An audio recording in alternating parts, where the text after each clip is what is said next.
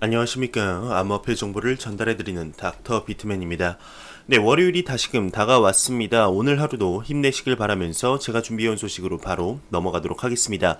네, 현재 암호화폐 시장의 약세장이 지속되면서 많은 암호화폐 투자자분들의 안타까움을 자아내고 있는데요. 네, 이러한 약세장에도 불구하고 암호화폐 시장에 긍정적인 소식들은 계속해서 나오고 있습니다. 네, 암호화폐 시장에 정설이 있습니다. 바로 테더의 발행 유무인데요. 테더의 대규모 이체 소식이 나왔습니다. 네, USDT 테더의 대규모 이체가 323억 원 규모가 발생을 했습니다. 익명의 계좌에서 비트파이넥스 계좌로의 대규모 이체 소식인데요. 네, 비트코인의 대규모 이체 소식과는 달리 테더의 거래소 계좌로의 이체 소식은 비트코인 매수의 움직임으로 보고 있어 나쁘지 않은 내용이다 볼 수 있습니다. 네, 테더와 비트파이넥스 사는 이러한 정설에 대해 전혀 맞지 않은 말이다 라고 적극 부인하고 있지만 많은 정황상 기정사실화되고 있는 모습이죠. 테더의 대규모 이체 소식과 더불어서 비트코인의 해시레이트 또한 크게 상승한 모습입니다. 한번 보도록 하겠습니다. 네, 비트코인 해시레이트가 크게 상승을 했습니다. 전날 대비 22.24% 상승했다고 하는데요. 암호화폐 자산관리 서비스 플랫폼 디베이에 따르게 되면 24일 오전 오후 5시 기준 비트코인 네트워크의 해시레이트가 전일 대비 22.24% 오른 10만 9,037을 기록하고 있다고 합니다. 비트코인 가격은 0.65% 오른 7,266.40달러를 나타내고 있는데 해시레이트는 블록체인 네트워크에서 채굴자들이 가지고 있는 채굴 파워로 해당 수치가 높을수록 채굴 속도가 빨라진다 보시면 될 것 같습니다. 네, 비트코인 해시레이트가 큰 폭으로 상승했다는 내용입니다. 해시레이트와 가격과의 상관관계에 대해서는 꾸준히 얘기가 나오고 있습니다. 네, 가격과 상관관계가 있다 없다 말이 많은 부분이긴 하지만 암호화폐 투자자분들에게 아직까지는 지표로 사용되고 있는 것이 사실이죠. 테더의 대규모 이체 해시레이트의 급증과 더불어 거래량 또한 폭발하고 있다고 하는데요. 역대 5번째라고 합니다. 한번 보도록 하겠습니다. 네, 비트코인의 하락의 공포 속에서 거래량이 폭발하고 있다고 합니다. 역대 5번째라고 하는데 암호화폐 헤드라인은 어제의 비트코인 가격 붕괴에 집중되어 있는 동안 레디터 즉 레딧 커뮤니티 사용자들은 암호화폐 시장에서 흥미로운 일이 벌어지고 있다는 것을 알아챘다고 합니다. 네, 다음 그림은 탐욕과 공포가 동시에 일어날 수 있음을 보여준다고 하는데 어제의 급속한 가격 하락으로 인해서 블랙 프라이데이 세일이냐는 것을 포함한 여러 개의 농담들이 나왔습니다. 일부 거래소에서는 암호화폐 가격이 6,900달러 이하로 떨어졌다. 이로 인해 어제로부터 24시간 거래된 총액이 342억 4천만 달러 이상에 달했다 언급을 했습니다. 네, 그 결과 비트코인 사상 5번째로 많은 거래량이었다고 하는데요. 거래량은 전날 대비 55%나 증가를 했다고 합니다. 이 같은 결과는 한 달 전 비트코인이 2시간 만에 17.4%나 오를 때보다 더 높은 것이라고 하는데 비트코인 가격이 2만 89달러로 사상 최고치였던 2017년 12월 17일은 이보다 2.5배나 거래량이 낮았다고 하네요.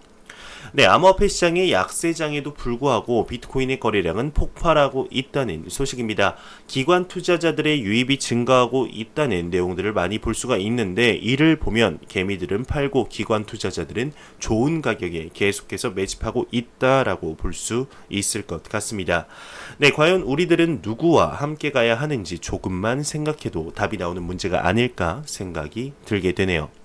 최근 중국과 관련하여 많은 소식들이 나오고 있습니다. 중국의 시진핑 주석 블록체인 관련 발언을 시작으로 하여서 열기가 뜨거워지며 중국 정부에서는 그 열기를 식히려 고군분투를 하고 있는데요. 최근에는 암호화폐 시장 사기 단속이라는 슬로건을 내세워서 노력하고 있습니다.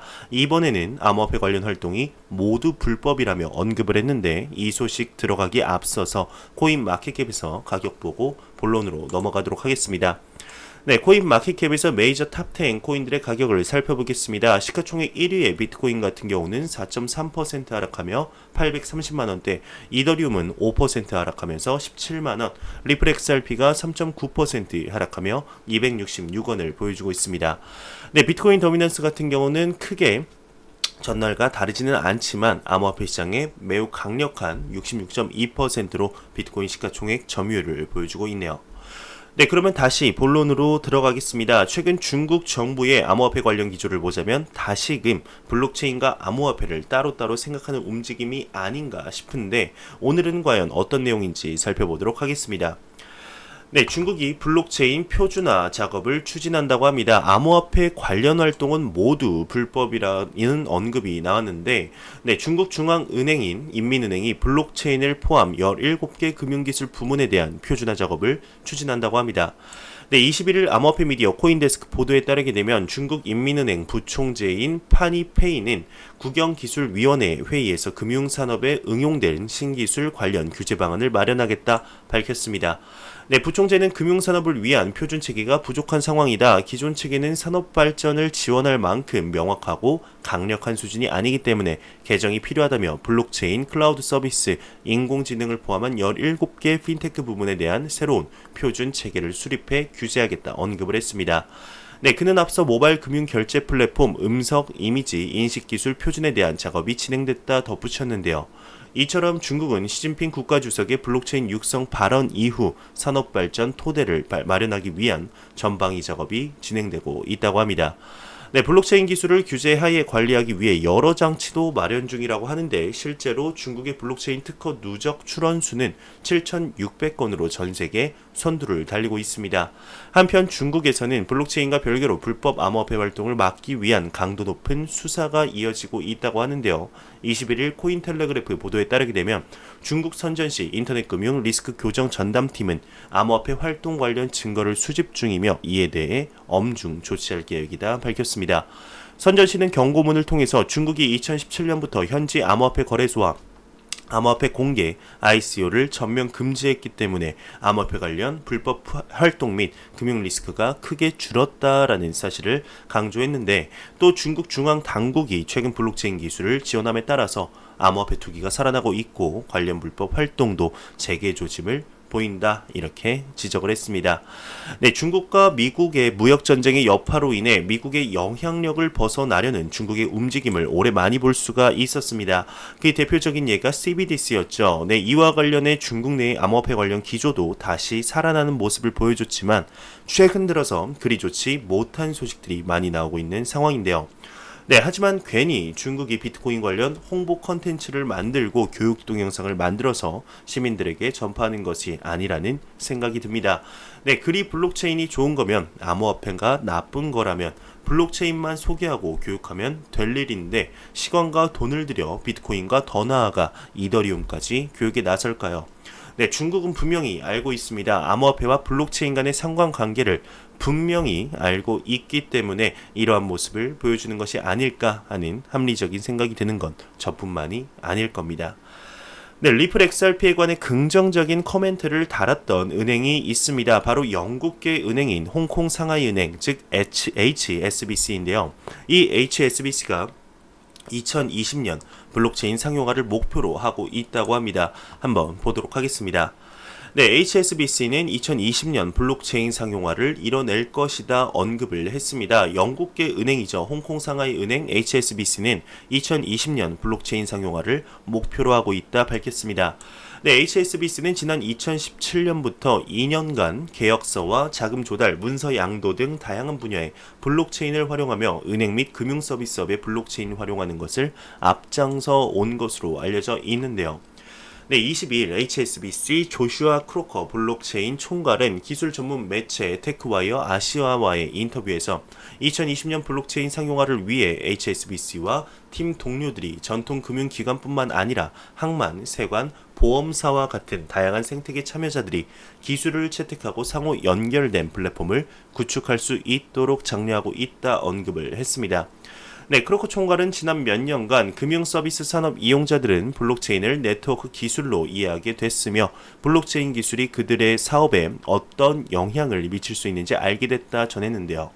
네, 그는 이어서 블록체인 관련 경험이 풍부한 HSBC는 이를 기회로 보고 있다라며 HSBC에서 제공하는 솔루션은 개방적으로 구축되어 있고 다른 플랫폼 서비스 제공 업체들과 연결할 수 있는 기능을 갖고 있어 궁극적으로 슈퍼 커넥터의 역할을 할 것으로 기대하고 있다고 합니다.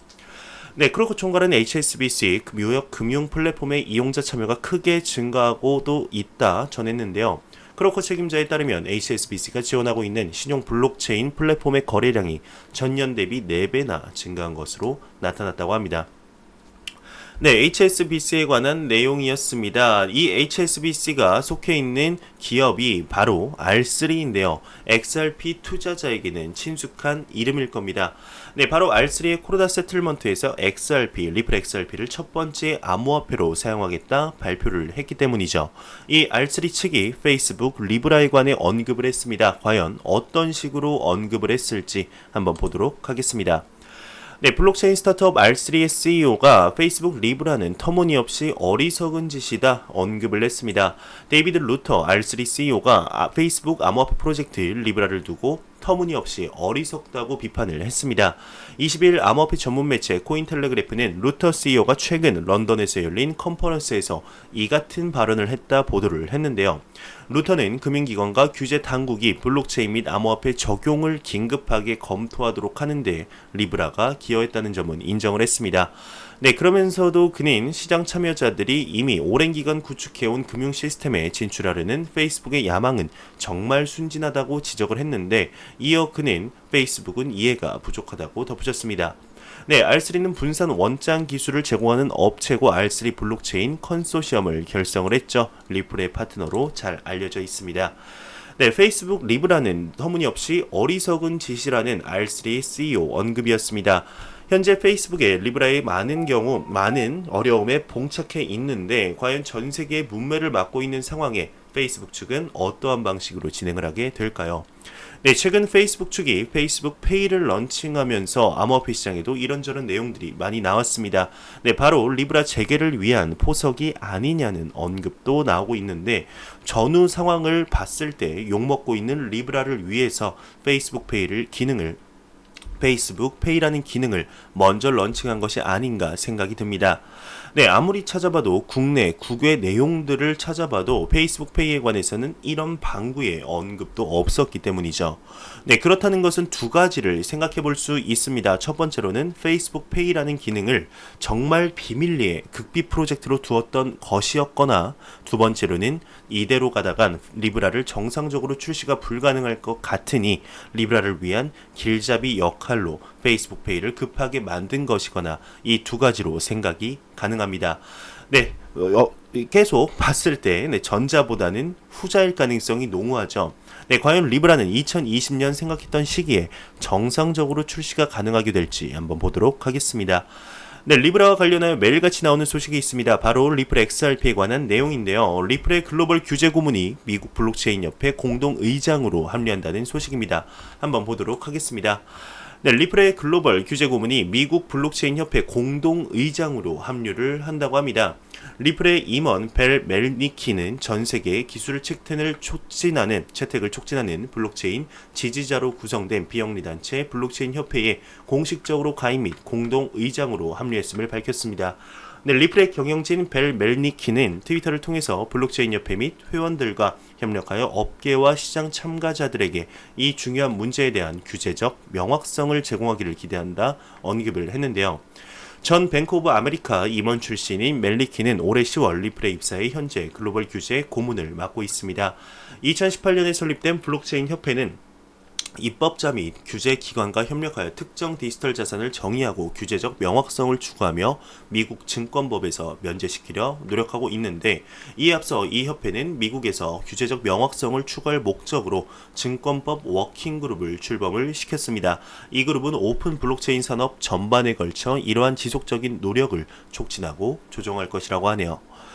네, 리플의 글로벌 규제 고문이 미국 블록체인 협회의 공동 의장으로 합류했다는 소식입니다. 그냥 회원사가 아닌 의장으로 합류했다는 소식이 굉장히 긍정적인 소식이 아닐까 싶은데요. 네, 올해 초 리플사가 유럽의 블록체인 협회 창립 멤버가 되면서 화제가 되었었는데 이 소식 또한 리플사 및 암호화폐 시장에 있어 장기적으로 긍정적인 영향이다 볼 수 있을 것 같습니다. 네, 이 기사에서 나온 미국의 블록체인 협회의 경우 2018년 9월에 결성이 되었습니다. 미국의 다양한 블록체인 펀드와 암호화폐 거래소, 스타트업이 모여서 블록체인 협회라는 이름의 새로운 로비 단체를 결성을 했는데 한국에서는 로비라고 하면 부정적인 뜻으로 쓰이지만 미국에서는 전혀 그런 의미가 아니죠. 네, 이 단체의 경우 블록체인의 교육과 법 그리고 제도의 변화에 주력함으로써 미국 정부와의 관계를 높이기 위해 노력할 것이라고 언급을 했었는데요. 네, 현재 코인베이스, 서클 및 영향력 있는 기업들이 대거 참여한 가운데 리플의 이머니 의장으로 합류했다는 소식은 굉장히 긍정적이다 볼 수 있을 것 같습니다. 네, 이러한 리플에 관한 소식이 XRP 가격에도 긍정적인 영향을 미치길 진심으로 기원해 봅니다. 네, 피델리티 FDA가 연내에 암호화폐 거래소와 제휴와 내년 사업 계획을 발표했습니다. 금융 대기업인 미국의 피델리티 암호화폐 관련 서비스 자회사 피델리티 디지털 에셋은 연내 암호화폐 거래소와 제휴의 거래 서비스를 제공할 가능성이 높다고 합니다. 또한 내년에는 새로운 암호화폐 종목에도 대응할 예정이라고 하는데요. 네, FDA의 CEO가 코인데스크의 취재에 응했습니다. 네, 얼마 전 FDA는 모든 적격 투자자, 개인과 기관 투자자 포함을 위한 암호화폐 커스터디 및 거래 서비스를 정식으로 제공하기 시작했는데요. 네, 거래 서비스는 OTC, 즉 장외 거래를 대상 통화가 비트코인이라고 합니다. 네, CEO는 톰 제소브는 지금까지 FDA는 OTC의 유동성 공급자와의 연계에 포커스를 하고 있었는데 올해 안에 처음으로 암호화폐 거래소와도 연계할 예정이다 밝혔습니다. 연계처의 거래소에 관해 구체적으로 언급하지는 않았는데요.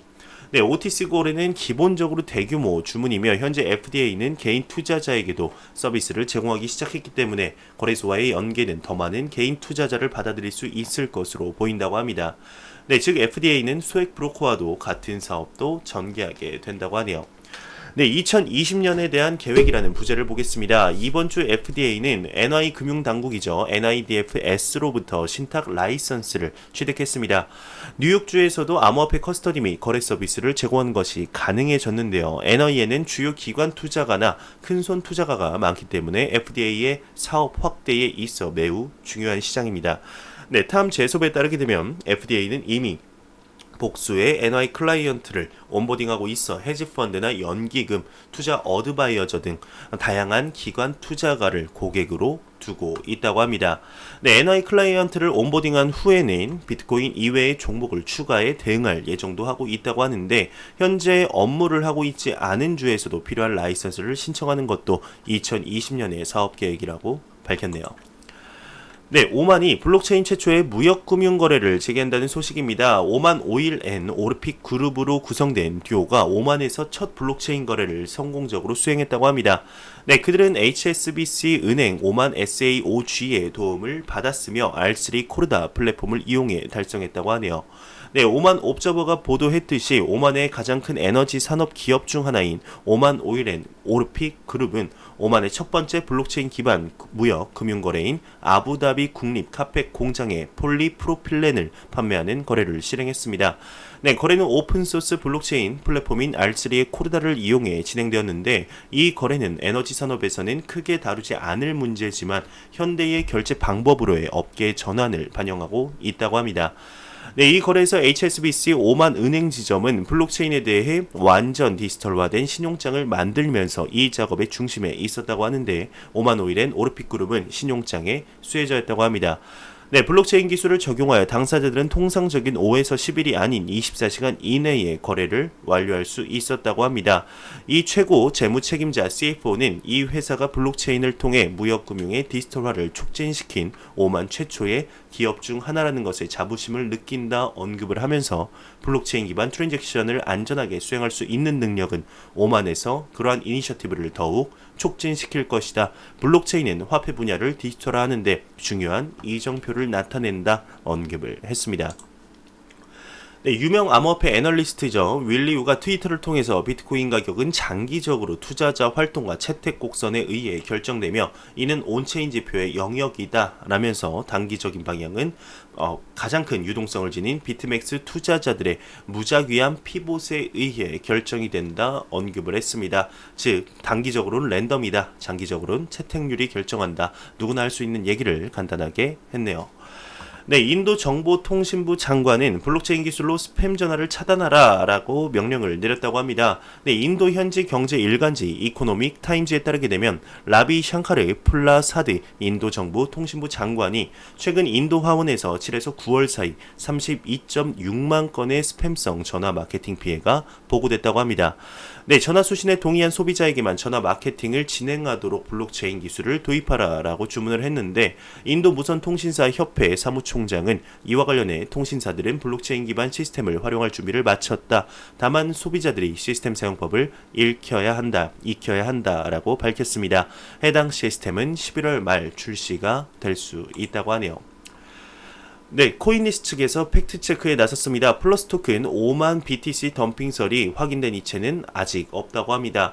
비트코인이 연일 약세를 지속 중인 가운데 다단계 스캠 프로젝트로 알려진 플러스 토큰이 5만 BTC를 덤핑한다는 소식이 SNS를 통해 퍼지고 있다고 합니다. 네, 코인리스트가 팩트체크한 결과 플러스 토큰이 자산 이동을 한 정황은 아직까지는 확인되지 않은 것으로 나타났는데 코인리스는 지속적으로 관련 계정을 모니터링하며 후속 보도할 예정이라고 합니다. 네, 싱가포르계 거래 플랫폼이 서비스를 일시 중단하겠다 공지를 했습니다. 싱가포르에 본사를 두고 있는 거래 플랫폼 비트소다가 공식 홈페이지를 통해 중대 구조 개편을 위해 암호화폐 관련 서비스를 일시 중단한다 공지를 했습니다. 네, 공지에 따르게 되면 23일 이후 신규 가입, 입금 서비스가 중단되며 거래 기능은 12월 2일 14시, 출금 서비스는 오는 12월 27일 14시까지 지원된다고 하네요. 네, 비탈릭이 암호화폐 기본 단계 문제 감소 응용 단계에서 문제가 부각된다 언급을 했습니다. 암호화폐 전문 미디어 블록비트에 따르게 되면 22일 비탈릭 부테린 이더리움 창시자가 본인의 블로그를 통해 지난 2014년부터 5년까지 지난 오늘까지 암호화폐 및 블록체인에 대한 기본 단계 문제들은 느리지만 뚜렷하게 감소하고 있다. 응용 단계 문제들은 이제 막 부각되기 시작했다 언급을 했습니다. 또 이날 그는 오늘날 우리가 직면하고 있는 문제는 크게 암호학, 컨센서스 이론, 경제학 등 세 카테고리로 나눌 수 있다며 해당 카테고리가 세분화되면 16가지 주요 문제점을 나타내는데 지난 5년간 블록체인 업계는 이러한 주요 문제점들을 극복하기 위해 노력했고 눈에 띄는 성과도 얻어냈다 설명을 했네요. 네, 비트파이넥스 STO가 거래소 자산의 97% 이상 핫과 콜드 월렛에 보관하고 있다 언급을 했습니다. 암호화폐 전문 미디어 AMB 크립토에 따르게 되면 파울로 아르도이노 비트파이넥스 CTO가 최근 한 팟캐스트 방송에서 비트파이넥스 거래소의 자산의 약 97에서 99%는 콜드 월렛과 핫 월렛에 보관하고 있다 밝혔습니다. 네, 이와 관련해 그는 최근 암호화폐 거래소를 노린 해킹 사건이 심심치 않게 발생하고 있다며 이에 따라 많은 사람들은 거래소가 핫 월렛에 자산을 보관하는 것을 꺼려할 것이라고 추측하지만 보안적인 측면에서 해킹 방지에 가장 뛰어난 방법은 핫 월렛과 콜드 월렛을 같이 사용하는 메커니즘이라고 설명을 했습니다.